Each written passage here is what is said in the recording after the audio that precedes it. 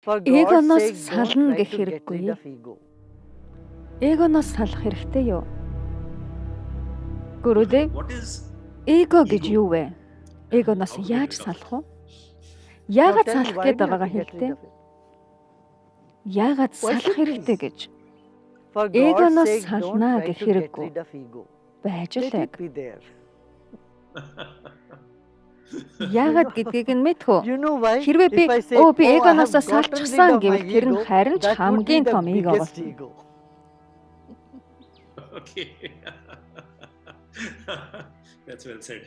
Эго байх хэрэгтэй. Эго гэдэг нь тодорхойлолт. Та өөрийгөө ямар нэг байдлаар тодорхойлдог. Бодох үйл ажиллагаагаараа, мэдрэмжээрээ, үзэл баримтлалаараа, байр сууриараа өөрийгөө тодорхойлдог. Яагаад хүмүүс эгоноос салахыг хүсдэг вэ? Учир нь эго заримдаа өвдгөж зовоодог. Зүрхэндээ нөгөө хүний хэлж байгаа зөв гэдгийг та мэдэрч байвч та хоёрын дунд таны өөрийн босгосон хан танаар тэр хүнийг хүлээн зөвшөөрүүлдэггүй.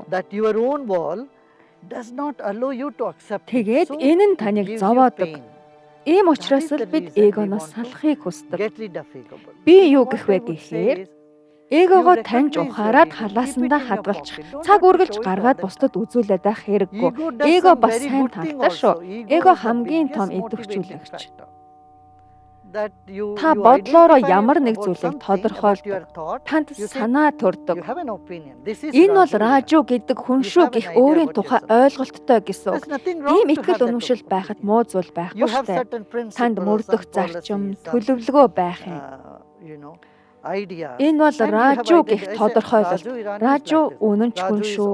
Чанарыг эрхэмлдэг хүн гэх мэтчлэн. Энэ бүхэн зүгээр. Харин ражу өөрийгөө бусдаас ангид хол байна гэж мэдэрх нь ражсик эго бусадтай байхдаа тухгүй эсвэл бусдаас ангид холбоогүй мэдрэмж төрж байвал үүнийг ражсик эго гэж байгаа юм. Харин таамсаг эгоны хувьд та бусдын бодол санааг огт хайхардаггүй. Учир шалтгаан логикийг хайхардаггүй. Харин ямар ч санал таагүй сануулгыг хүлээн авахд бэлэн эргэлзээгүй байгаа бол энэ сатвик эго.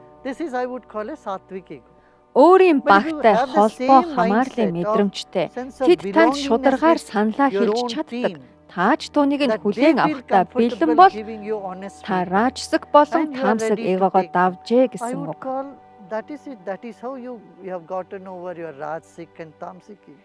Энэ үед та захирангүй биш. Өөрийн санааг үргэлж тулгаад байхгүйгээр мөн шин санал санаачлагад нээлттэй байдаг. Үүнийг сатвик эго гэж байгаа юм. Сатвик эго байх нь сайн гэж би хэлнэ.